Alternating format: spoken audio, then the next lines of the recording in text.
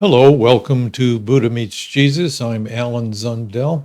I have spent plenty of episodes on this YouTube channel talking about why I do not think the Christian scriptures can be regarded as historical, or at least not entirely historical.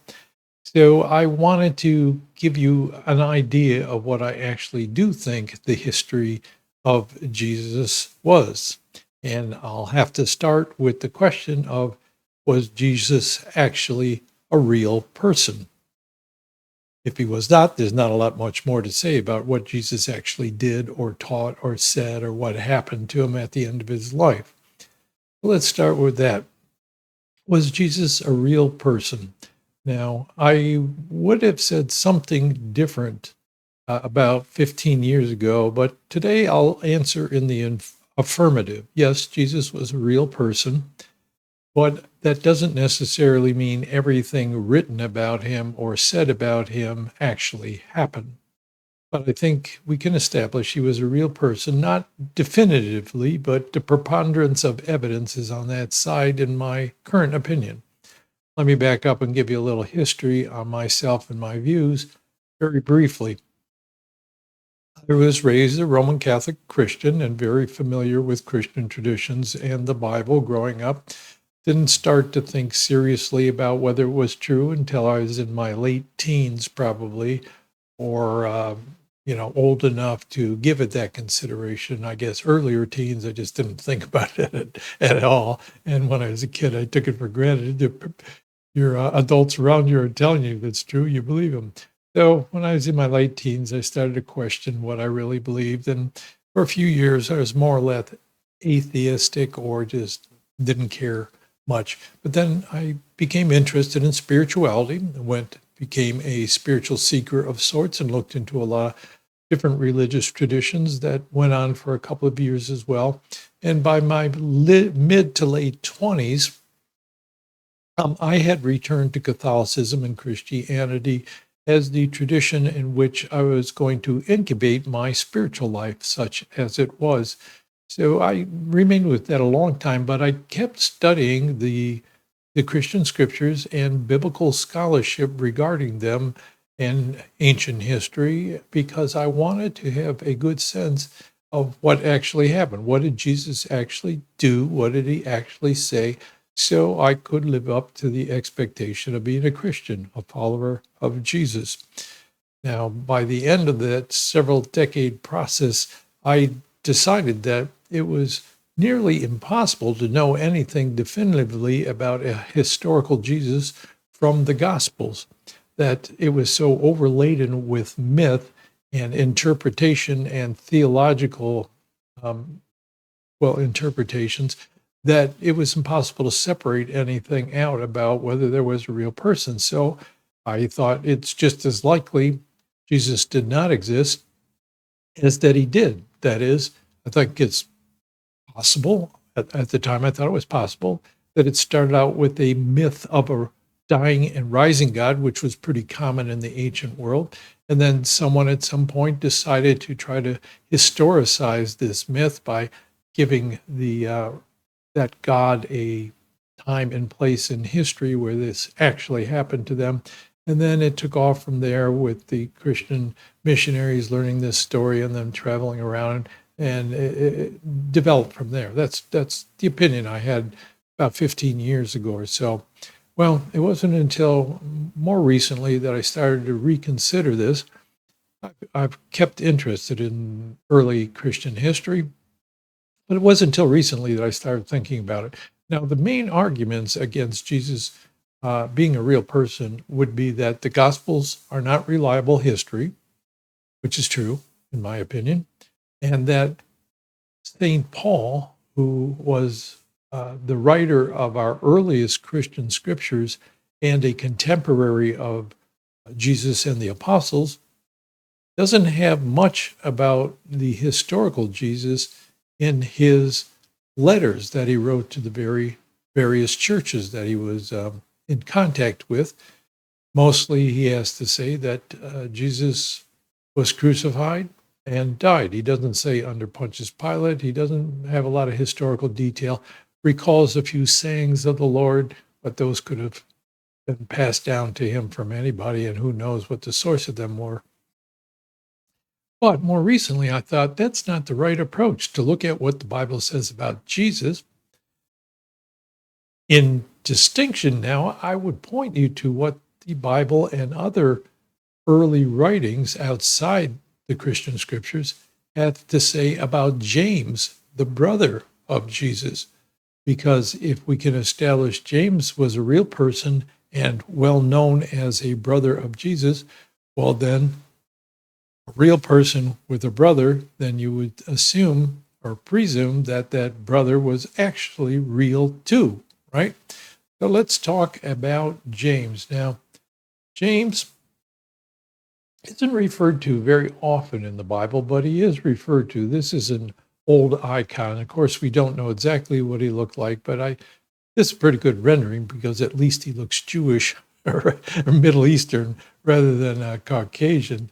So what does the Bible say? Now, Paul, who I mentioned, had written the earliest scriptures that we have. Here's what he has to say. This passage is from Galatians chapter 1, near the end of it. He starts out with his paragraph talking about his conversion to Christianity.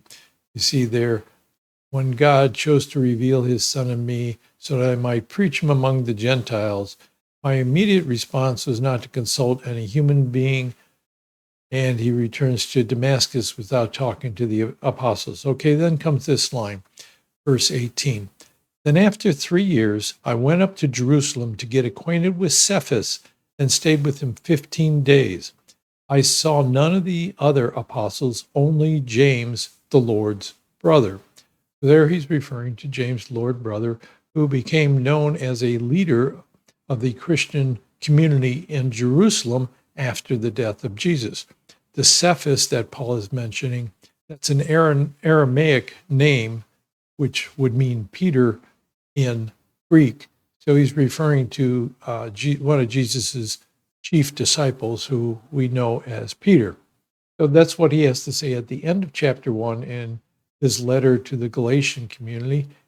And then in chapter 2, he goes on, then after 14 years, I went up again to Jerusalem, this time with Barnabas. Let's jump down to the middle of where he's talking about that meeting. Verse 9, James, Cephas, and John, those esteemed as pillars, gave me and Barnabas the right hand of fellowship when they recognized the grace given to me. So Paul, 3 years after his conversion, goes to Jerusalem, meets both Peter and James, who he calls the brother of the Lord being Jesus. And then here he says 14 years later, which I guess means 17 years after his conversion, he says he met James and Peter and John, who are esteemed as pillars, meaning pillars of the church there. By that calculation, we'd have to say that this letter was written somewhere in the mid-50s of the first century, because later on the tradition is held in various places that when Jesus, if he existed, was crucified, this was under Pontius Pilate, who was the Roman governor of Judea, part of Israel at the time. And Pilate only held his office from 26 to about 36 in the first era of the common way of reckoning it. In other words, AD or CE, with whichever way you prefer to designate time here. But that's in this old icon. It's not an icon, it's like a mosaic in a Christian baptismary in a Christian church pretty early on. That's Jesus over there on the left, of course. And on the right is a rendering of of Pontius Pilate, the governor of Judea, who was presiding over the trial of Jesus before having him crucified. Anyway, Pilate, he left office around 36. So that means that Jesus would have been tried and crucified sometime before that date, so around the 30s. And then if Paul was converted after Jesus' death, and then 17 years later went up to Jerusalem. He's writing his letter to Galatians even after that. So sometime in the mid-50s is the usual dating given to this. All right, so we do know that James is mentioned in other parts of the Bible as well. Here is a passage from the so-called Gospel according to Matthew. This is from chapter 13, verse 55. Jesus goes to his hometown, and the people are amazed at what he has to say, and they say, "Isn't this the carpenter's son? Isn't his mother's name Mary? And aren't his brothers James, Joseph, Simon, and Judas? Aren't all his sisters with us?" Occasionally they mention his sisters in the Christian scriptures, but often they mention brothers. Most places they don't mention the brothers by name. There's passages in Mark, another one in Matthew, some in John, and a few other places. I think Paul's letter to the Corinthians, his first letter to the Corinthians. So there's a lot of places where brothers of Jesus are mentioned, but only a few places where the name is given, one being Paul's letter to the Galatians, other this part of the Gospel of Matthew, and then in the Acts of the Apostles written by supposedly Luke. There's this passage which comes from chapter 21, verse 18. Paul and the rest of us went to see James, and all the elders were present. So he goes up to Jerusalem. This is describing a meeting like the one that Paul said he had with James and Peter up there in Jerusalem 17 years later. So this is mentioned in Acts as well. So many places in the Christian scriptures, brothers of Jesus are mentioned. Some, in a few places, is specified as James being his brother. All right, what about outside of the scriptures? Well, Josephus, who was a Jewish historian, he wrote a work called The Antiquity of the Jews, and this was passed down mainly by Christian scribes. They didn't have printing presses, so the only reason we have copies of the writings of Josephus is that Christian scribes copied them over and over down through the centuries. And it's often thought that some of the passages of Josephus that I'm going to mention now have been tampered with by Christians who were copying them. They added things. Anyway, Josephus, in this book, he mentions Jesus and John the Baptist as real people. And then he also has a passage referring to James, who was the brother of Jesus, and then how James came to be stoned to death under the orders of the then ruler of Judea, not Pontius Pilate, somebody later. And there's been a lot of questions about whether these passages are actually what Josephus wrote, but Josephus is not the only source for knowing about a James in early Christianity. Another one is Eusebius. He wrote much later in the end of the 3rd century, so this would be the end of the 200s or so, but he referred back and quoted earlier Christian writers, including Clement of Alexandria and Hegesippus, who both wrote in the middle of the 2nd century and mentioned James, the brother of Jesus, as well. Now, what all these passages have various different things to say about James, so it's hard to reconcile them all, just like you get different pictures of Jesus in the 4 Gospels preserved in the Christian scriptures. But my point is that there is a long-standing tradition, attested in many places, that there was a brother of Jesus named James who was influential in the Jewish Christian community after the death of Jesus, and Paul claims to have actually met him twice. So circumstantially, I'd say that the evidence says that there was a man named James. He's not reputed to have done anything miraculous. So it sounds like a historical person. Maybe the various stories about him have been embellished or changed or who knows what. So we can't get a real clear picture about him, but he existed and he was met by Paul, firsthand witness, unless somebody's forging that letter and making it up. Now, the opposite idea that James, the brother of Jesus, is also made up, as some folks say Jesus was just a legend, a mythological character. is much, you have to have a convoluted argument in my mind to explain away why there'd be all these references to James, the brother of Jesus, especially in Paul's letter to the Galatians. Why would they do that? They're not citing James to prove that Jesus exists the way I am. They're really just citing that there was a James who led the Christian community in Jerusalem. So pretty good evidence that there was a James and that he was known as the brother of Jesus, which I would say is pretty good evidence that Jesus was a real person. Now, again, that doesn't mean that everything written about Jesus was what actually happened or what he said, but let me give you a brief synopsis of what I think can be safely said about Jesus as a historical person. Once you've established, and again, this is not definitive, there's all kinds of arguments about this evidence and whether it's reliable or to what extent it's reliable or how to best interpret it. But I think it's leans towards the side that Jesus was a real person. So what is my picture of who Jesus really was, what he really did?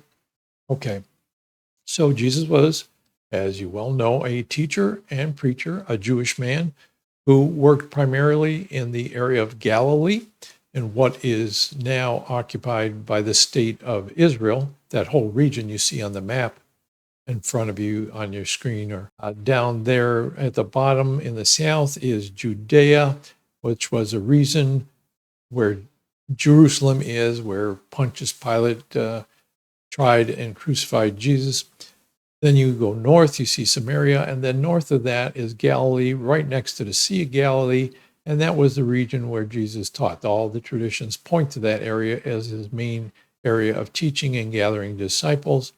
So Jesus taught there, and then he at some point traveled down to Jerusalem, further down, and was arrested and tried and crucified. Okay, so what was Jesus' teaching all about? Let me give you a brief idea of what I think it was about. It had three Jewish traditions really combined within the things that he had to say. And the first one was the prophetic tradition, which goes back to Moses and some of the famous prophets of Israel, like Elijah and Isaiah and Jeremiah. And in the prophetic tradition, they insist that there is only one God that the Israelites should be worshiping, and that God was characterized by his demand to them, if they wanted to be his people, that they would have to treat each other well and not oppress anybody else the way they had been enslaved in Egypt. So this true God of the Jewish people was one who took them out of slavery in Egypt and then told them, don't oppress other people. And a big part of this tradition has to do with not indebting other people, not putting them under such heavy chains of indebtedness that they cannot live a fruitful life. Okay, Jesus picked up on that, and you see him talking about debts and talking about rich people and things of that nature during his mission. So he's calling people back to worshiping God by treating each other well. The golden rule, do unto others as you would have them do unto you, and to not oppress other people, not keep people in the chains of debt.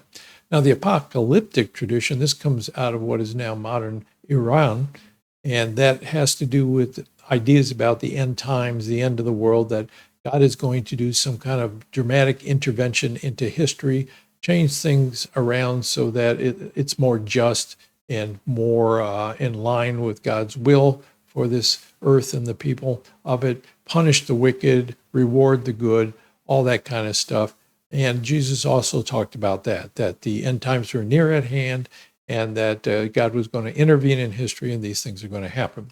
And finally, he drew on the wisdom tradition. And this is the one most interesting from the standpoint of anybody who's familiar with Buddhism or other Eastern traditions, that the way he talks about having an internal change and changing your outlook on life, and the kinds of things he has to say sometimes about the self dying sound very much like other traditions. So it's a tradition full of like advice for living the right kind of life in Judaism, in early Judaism. And Jesus draws on that as well, giving little proverbs and stories that illustrate how to follow the laws of God and how you need to change your whole perspective on life in order to live up to this mission of God's people. So he blended those traditions. Okay, he's saying to follow God, we need to care for one another and not oppress anybody, and God is going to intervene and reward those who have followed his path. And you need to be incorporated into that community of the righteous. You need to have an internal change that changes your whole outlook on things and enables you to follow the will of God more closely. All right. And then finally, what about the resurrection? What about all that? Well, when Jesus was crucified, it would have been easy in the times. Let me bring this back to my face here. At the time Jesus was crucified, it was a well-known Jewish tradition as well that the righteous who suffered for God's sake would be raised by God up into the heavens. And that's attested in various places. And, there's stories about prophets that God raised into heaven, like Elijah. Maybe he's the only one, but there was also other figures in the Old Testament who God apparently rose up to heaven and raised up. So it would be easy to fit Jesus into that pattern and say, because he died for God, that God had raised him up to the heavens. And that would get blended in with traditions about the Messiah, who was going to be raised to God's right hand. Let me give you an old picture about the right hand here. Right hand of God. You see there, Jesus sitting at the right hand of God. God and Jesus are holding the globe in their hands. And this is symbolizing that Jesus was the Messiah who God now, the metaphor of being at his right hand meant he raised him to be equal status as a representative of God to other people, kind of like your right hand man, right? So these traditions about being raised to the heavens and being the right-hand man of God would easily get translated in some of the early Christian communities who were more influenced by Greek culture than by Jewish culture into Jesus being a full-scale incarnation of God who came down, the dying and rising God, came down from the heavens, lived his life, was put to death, and then God rose him up because he was an incarnation of God. So that got blended in with Hellenistic, it's called Greek culture. And I think that's how it evolved. Bart Ehrman has a good book on that, how Jesus became God. What else did I want to say about this? Speaking about the resurrection of Jesus, I have 2 whole episodes on this, both of them kind of lengthy, nearly an hour each. But I did come across some new ideas about the empty tomb story that I wanted to share with you at some point, so I'm going to do it right now. And this comes from a fairly recent book called A New History of Early Christianity. And the author is Charles Freeman. And Freeman didn't cite any sources for this particular theory, so I think it was Freeman's own. It's a rather convoluted argument about the high priest Caiaphas not wanting further disruptions by the followers of Jesus to take place in Jerusalem, and thus calling for Roman intervention. Caiaphas decided to send people to the tomb of Jesus and to open it, remove the body, and post somebody there to tell any followers of Jesus who showed up at the tomb that Jesus was not there, he had risen from the dead, and to go back to Galilee where he will see you. Now, I think that's a pretty convoluted story to tell, and I don't see why Caiaphas would go through all the trouble of removing the body and trying to convince them that Jesus had risen from the dead. That would just mean that they would be more persistent in believing Jesus was the Messiah and, more determined to continue to preach whatever Jesus had been preaching about the kingdom of God. So I think a more simple version of this, which I, thinking about it, found quite persuasive, is that if Jesus' body was actually laid in a tomb, as the Gospels indicate, that Caiaphas probably sent a soldier to stand outside the tomb, and if any follower of Jesus showed up, to tell them, Jesus is not here, go back to Galilee. Simply saying, in effect, his body's not here, go away, go home. And that would be enough for that story to be related by the women who showed up early on Easter morning, for them to tell us, people, we saw a figure at the tomb who told us Jesus wasn't there and that we should go to Galilee. And that could morph into the story as it is in Mark, the earliest, probably the earliest of the Gospels, that the woman went to the tomb, saw an angel outside of the tomb who said, Jesus isn't here. They showed him where Jesus was, and he wasn't there, and sent him home to tell the disciples, Jesus said he will appear in Galilee. So that story could have been just a elaborated version of a much simpler story, which is simply that a soldier told them, Jesus isn't here, go away, go home. So I thought that was a fairly convincing way of understanding the empty tomb, if you're not going to believe that it actually happened the way, the miraculous way, which I would say is not my first choice to believe in the miraculous. That would be only if other plausible explanations have been ruled out, not fantastical explanations that strain at the evidence, but are in themselves credible. All right, that's it for this show. And I do remind you, I have another show on politics on my other YouTube channel called Political Dharma. Thanks for watching, and I look forward to hearing from you. I hope to have some comments on this, and hope you come back again. Thanks. Bye.